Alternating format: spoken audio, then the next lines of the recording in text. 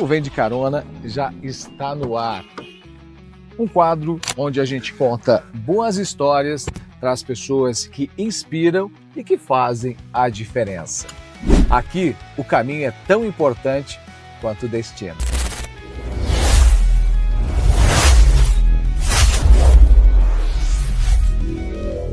O Vem de Carona tem o patrocínio da Kaiô Mitsubishi Motors de Chapecó. Tecnologia, conforto e performance para você ir ainda mais longe. Aperte o cinto que a conversa já começa. O nosso quadro Vem de Carona dessa semana já está no ar e hoje eu tenho o prazer de receber aqui meu amigo Felipe. Cara, Felipe que é cantor, especial. Ele que na sua trajetória, na sua carreira tem mantido firme e viva a tradição germânica. E a gente vai falar um pouquinho da sua história, da sua trajetória. Você que forma a dupla, é sua irmã, né? É minha irmã, a Karine. Karine. Vamos falar um pouquinho da sua história. Seja bem-vindo aqui ao Vem de Carona. Obrigado, cara. Que prazerzaço estar aqui com você. E com certeza, eu gosto desses momentos numa conversa informal que acaba comunicando muito do que a gente é, do que nos forma, de toda a bagagem que nos traz até aqui hoje, né, cara? Que legal. Vamos lá. Bora de carona. Contar a sua história a bordo de um Mitsubishi, em nome da Kaiô Mitsubishi Motors de Chapecó, parceiro aqui onde a gente conta histórias toda semana, traz um convidado, porque eu sempre digo, Felipe, são as histórias que conectam as pessoas. Exatamente. Vamos embora. Vamos lá.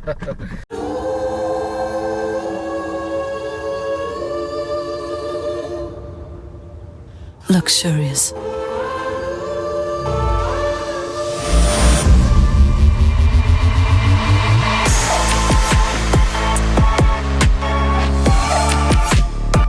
O mercado de luxo tem um novo protagonista. Chegou o Outlander, o híbrido carregado de luxo. Então, Felipe, você é natural de onde? Sou de Itapiranga. Itapiranga. Tenho 4 avós gaúchos e meus pais são itapiranguenses. Eu também, a Karine também somos itapiranguenses. E de lá a gente procura se projetar para o mundo, né? Claro.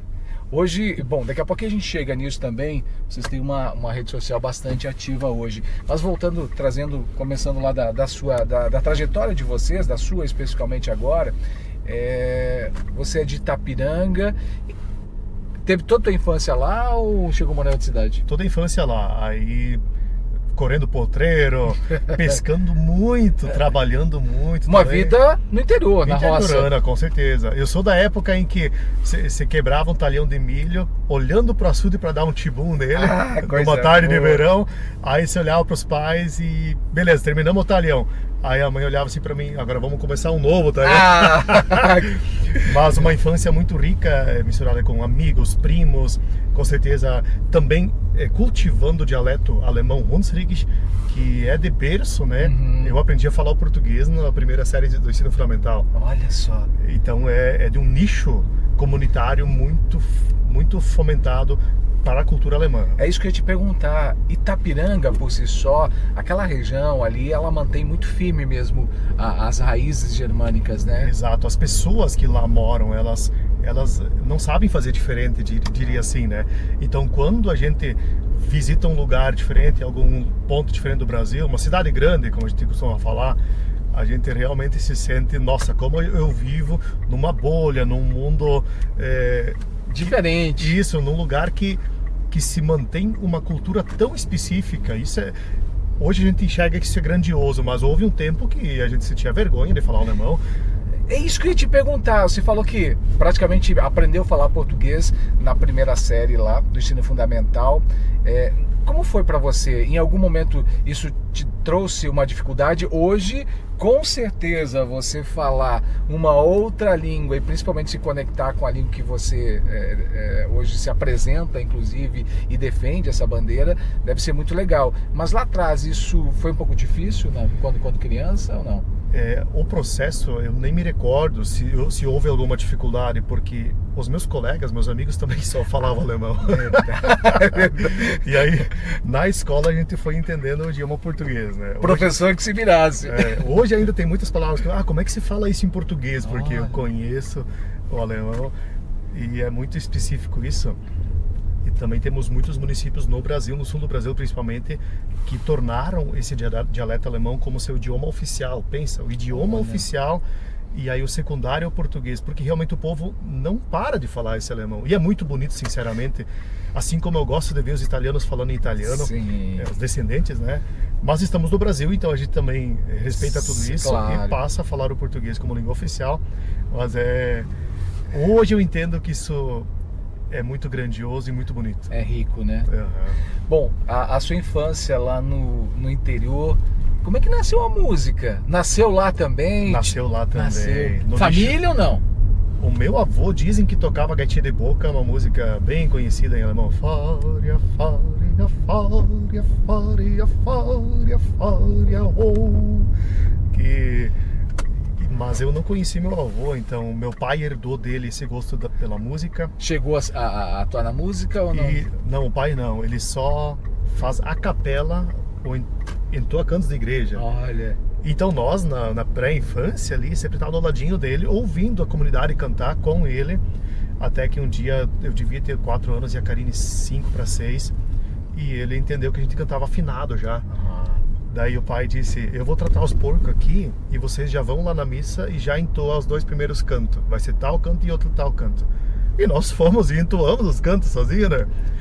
Mas aí eu gostava muito de um canto final, daí eu cantei pra entrada um canto final. E depois eu chorei quando eu me flagrei do que eu fiz, mas a comunidade me abraçou. E todo mundo sempre gostava muito disso em nós.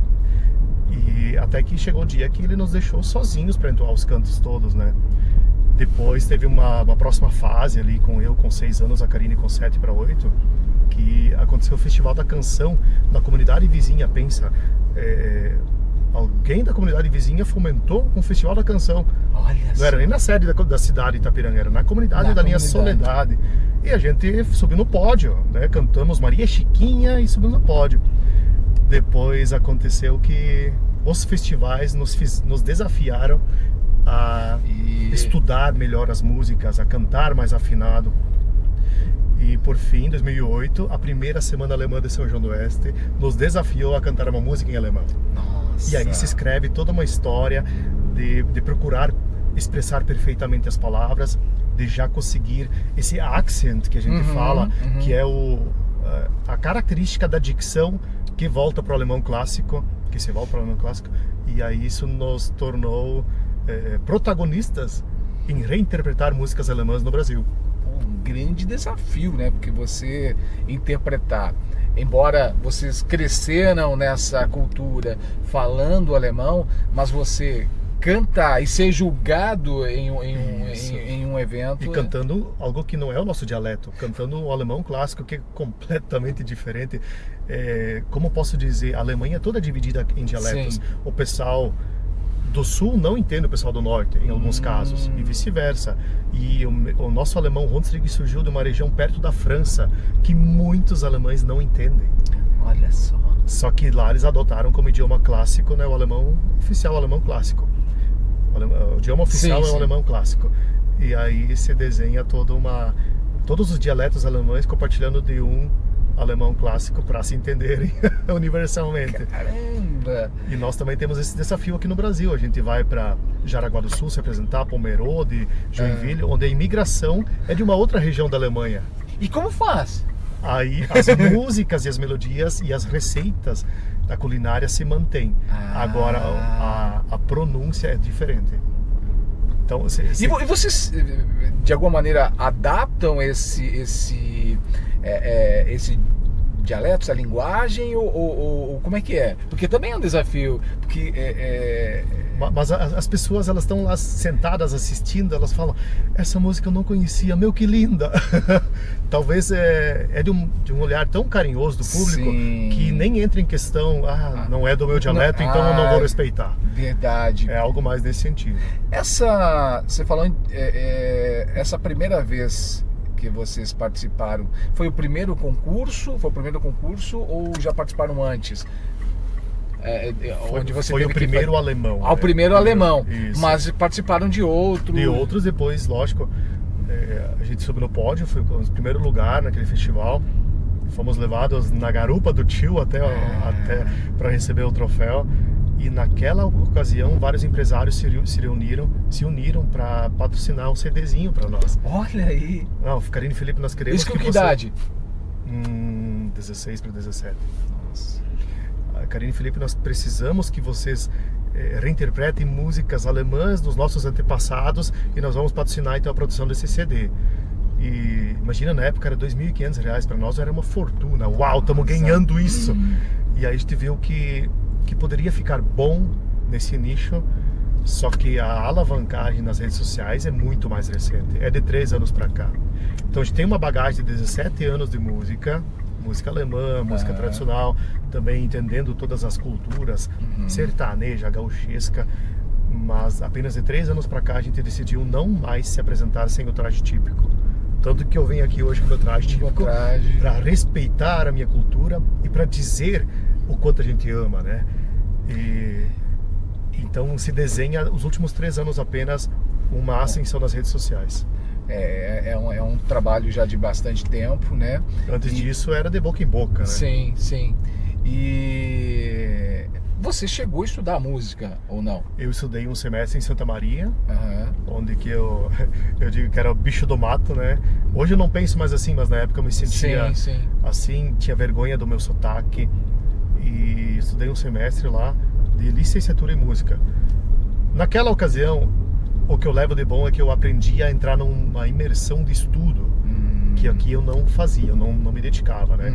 Então eu passei a adotar uma postura um pouco mais formal, embora que eu sempre fui forçado a ter uma postura de adulto, formal, né? Sim. Mesmo criança. Vem muito também, vem um pouco me parece que da própria cultura e também de quem vem do interior, da roça, me parece que tem um pouco mais um comprometimento ferrenho, né? Um comprometimento maior, que talvez alimente isso de uma forma grandiosa, mas aí em Santa Maria eu consegui me atiçar para fazer pesquisas, inclusive sobre os temas de cultura.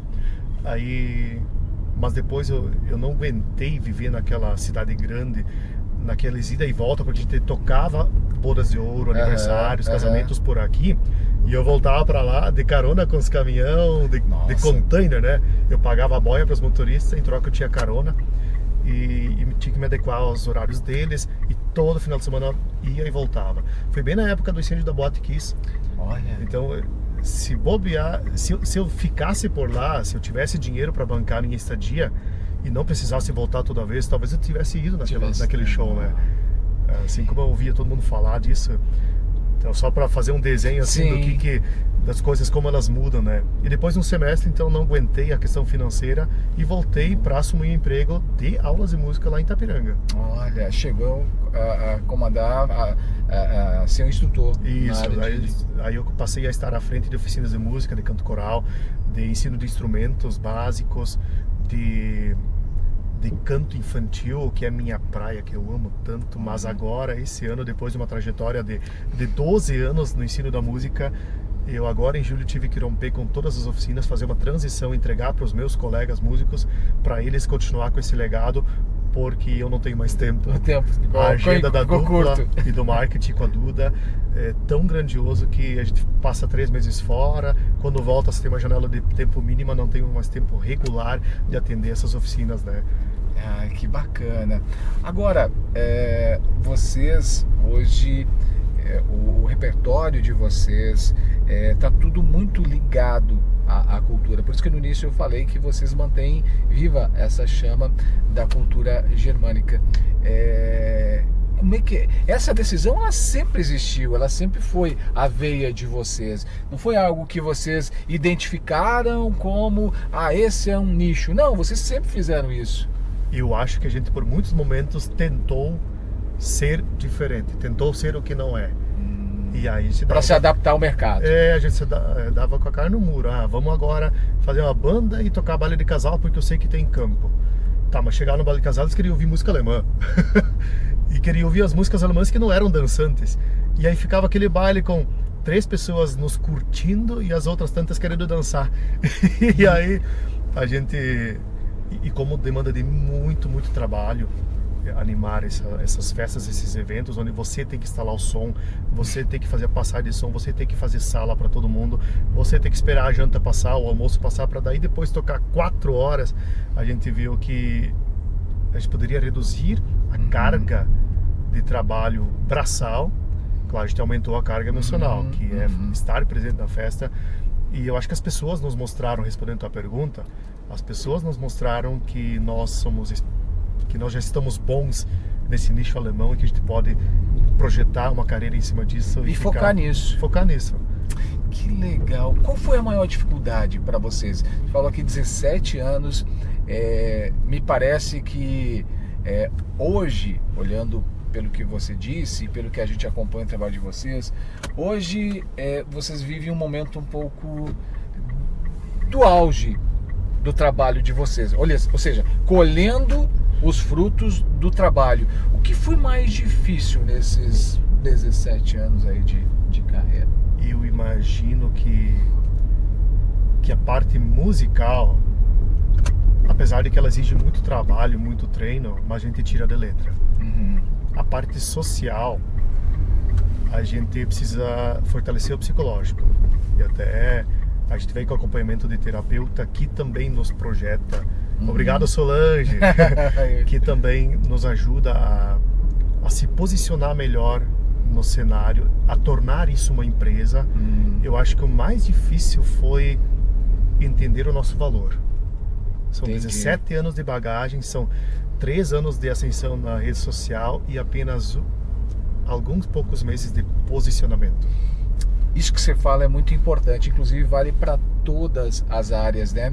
Às vezes você tem uma trajetória tão grande e você se coloca tão pequeno. Isso não significa que você é melhor do que outra pessoa, mas é valorizar o seu próprio talento, o seu próprio esforço, a sua trajetória. Exato. E foi isso que vocês fizeram e estão fazendo. Isso, e ainda estamos no processo de saber dizer não para algumas coisas, identificar o que só nos suga e não nos dá retorno, identificar também cargas negativas que vêm até nós, a exemplo de haters na internet, né? Sim.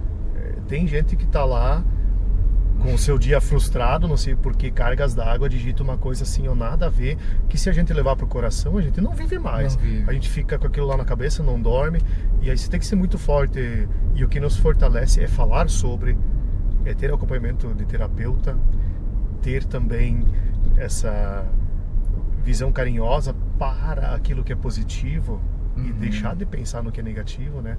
Eu digo que hoje eu sou um produtor de conteúdo. Eu posto e saio correndo na maioria das vezes, né? Quem faz uma triagem sobre mensagens é a minha namorada Duda.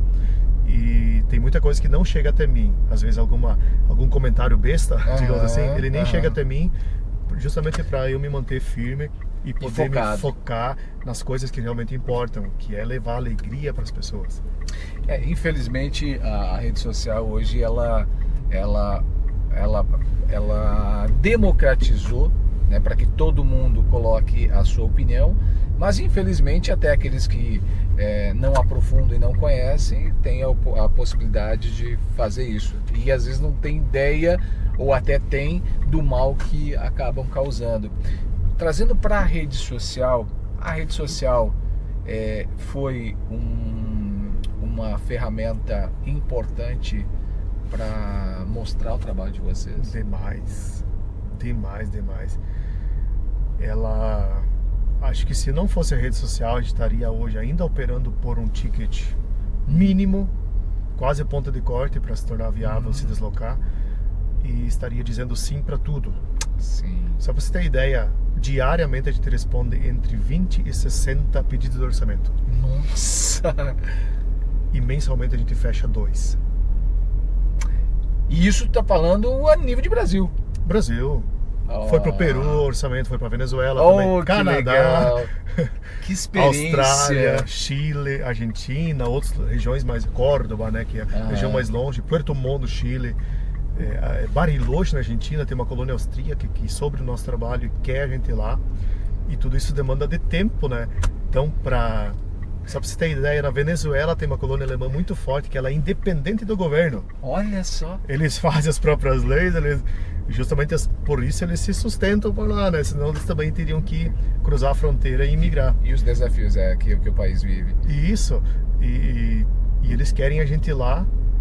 E para viabilizar uma ida nossa até eles, a gente precisa de uma janela de tempo de pelo menos um mês. Sim. E nós não temos isso.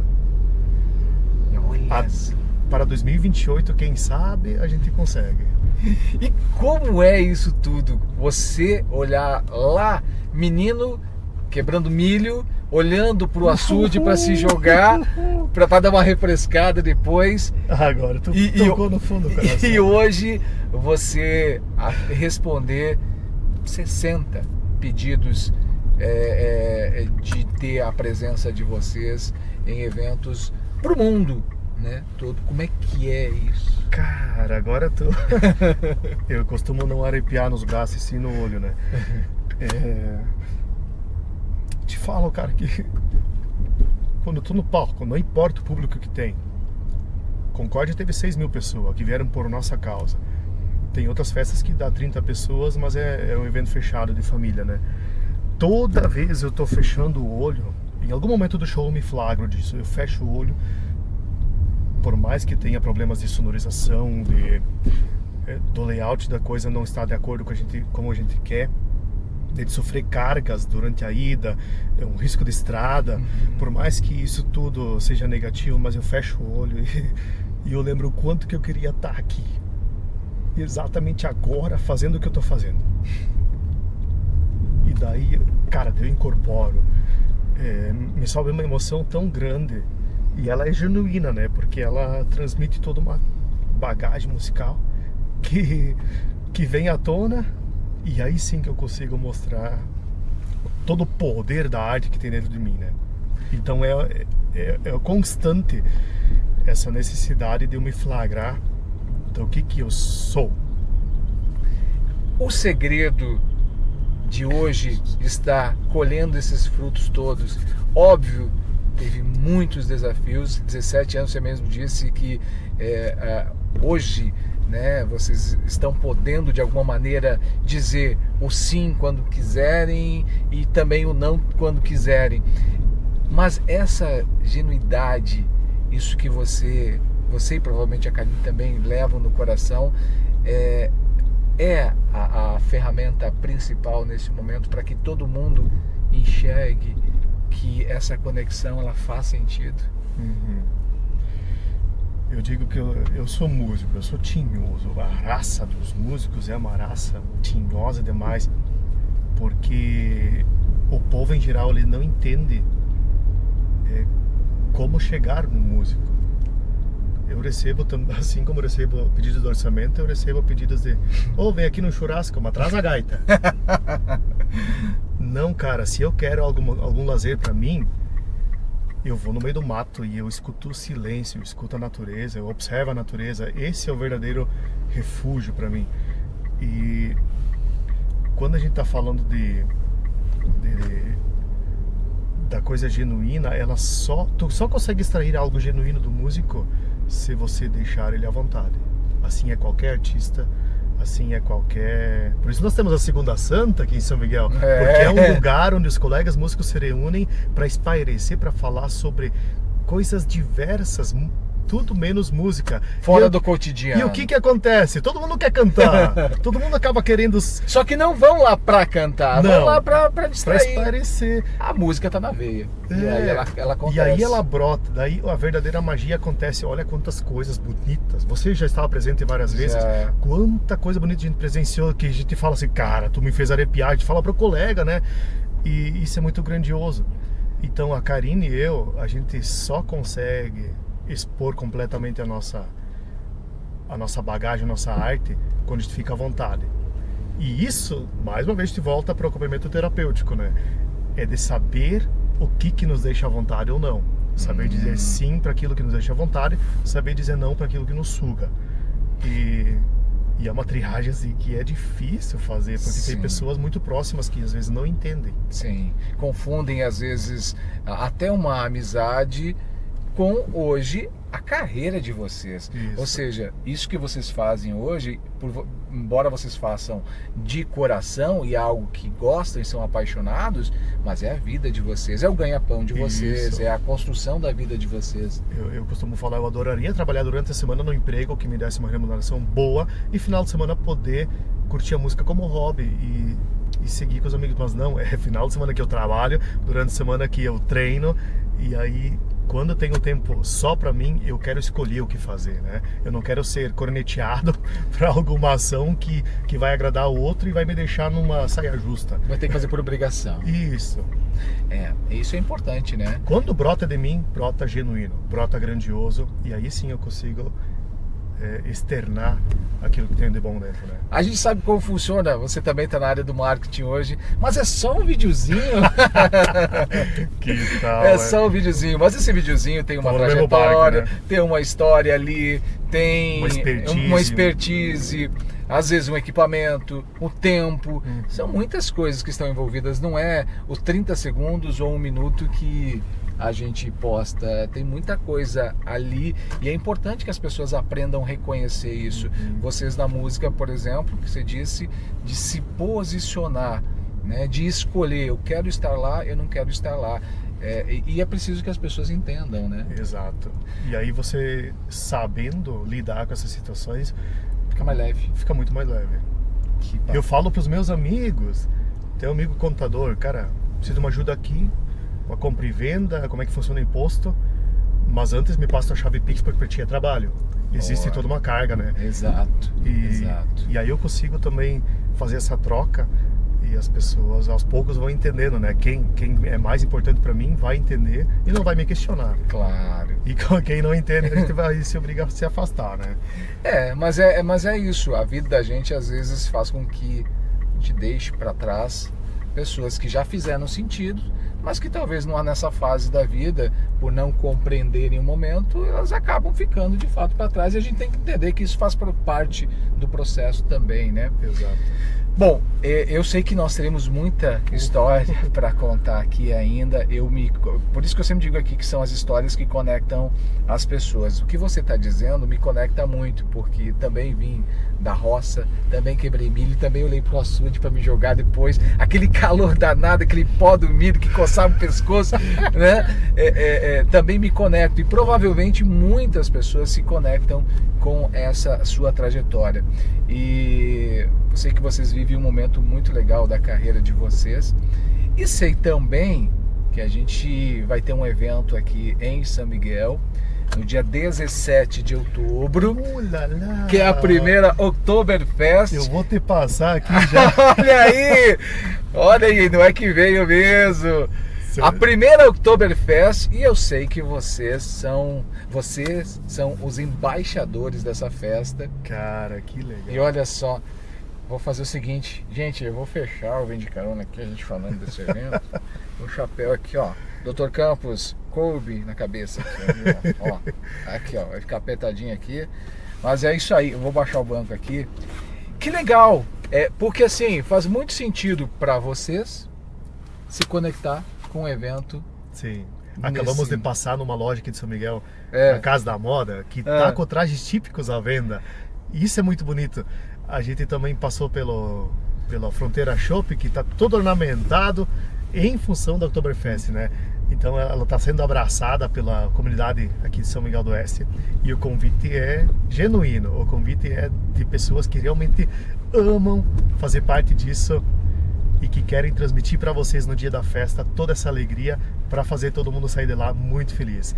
Que legal! E como é para você receber esse convite de ser embaixador? Afinal de contas, é o trabalho de vocês novamente estando circulando dentro dessa cultura e que, claro, tem um peso muito importante, inclusive para o evento, porque vocês são a essência de uma Oktoberfest. Ah, que legal ouvir isso. e se sentir nessa posição também não é fácil, porque a gente fica pensando, por que nós? Tem tanta gente que também comunica, e para que ter embaixadores? Só que aí volta de novo a análise daquilo que nos forma, aquilo que nós somos, e realmente faz todo sentido. Por isso é um prazer enorme ser embaixador, a Duda, nossa embaixatriz, e a gente quer abraçar todos lá no dia da Oktoberfest e falar muito sobre ela, fazer as pessoas irem até o Parque da Faísmo. Você que está ouvindo agora, de 17 de outubro, marca na agenda, são 12 horas de festa, das 16 até as 4 da manhã. Até as 4 da manhã. E os futuristas, confirmado, aquele som de bandoneon, no ambiente familiar, de praça de alimentação com um show do lado, né? E banda Chopão, e também para animar essa festa. Isso. Karine e Felipe. Chamaram até nós de um molho da festa, né? Karine e Felipe ao vivo, num lindo show cultural, folclórico de resgate, de despertar de memórias. Toda a comunidade convidada. E ainda de Blue Boys. The Blue Boys. Sim, você viu? Que eu não conheço ainda, vou ter que conhecer. Você acredita que eu era criança? Na época a gente, nesses bailes de interior, o pai e a mãe levavam a gente junto e a gente ia. E eu lembro deles. Lembro deles, e depois obviamente teve uma pausa, e agora eles voltaram e vão estar inclusive nessa festa que promete aí. The Blue Boys são os músicos de São Miguel, veteranos, a maioria deles, que fazem música alemã. Que reinterpretam música alemã. Cara, isso é muito bonito. Que bacana. Então vai ser uma festa de muita cultura. Felipe, eu quero te agradecer imensamente por participar aqui do nosso Vem de Carona. Por nada, é um prazer. Eu vou tirar aqui porque eu tô amassando e aí depois eu vou... Isso. Eu vou estragar o chapéu. Obrigado por participar, contar um pouquinho da tua história, da tua trajetória e principalmente poder trazer essa essência que eu acho que a gente precisa resgatar nas pessoas. As pessoas precisam sentir mais no coração o que elas de fato são e colocar isso lá na frente, na sua atividade, porque às vezes a gente coloca tantas outras coisas na frente da nossa essência, não que faça a gente fazer coisas erradas, não se trata disso, mas que às vezes você não consegue conectar com aquilo que você faz. É importante que... Não transmite aquilo que você é, de verdade. Exatamente. Né? Então, parabéns por manter isso. Te ver emocionado aqui, contando um pouquinho de como você se sente hoje, deixa muito feliz e com certeza muita gente aqui se emociona junto. Obrigado. De novo. Não tenho vergonha nenhuma de transmitir essa emoção, porque ela mostra quem eu sou e ela me faz ficar mais forte ainda. Cara, obrigado.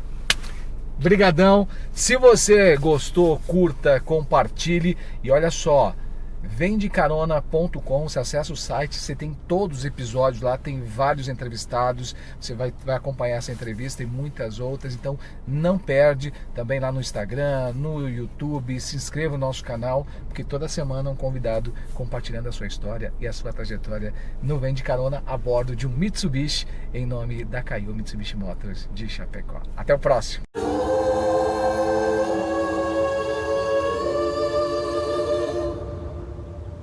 Luxurious.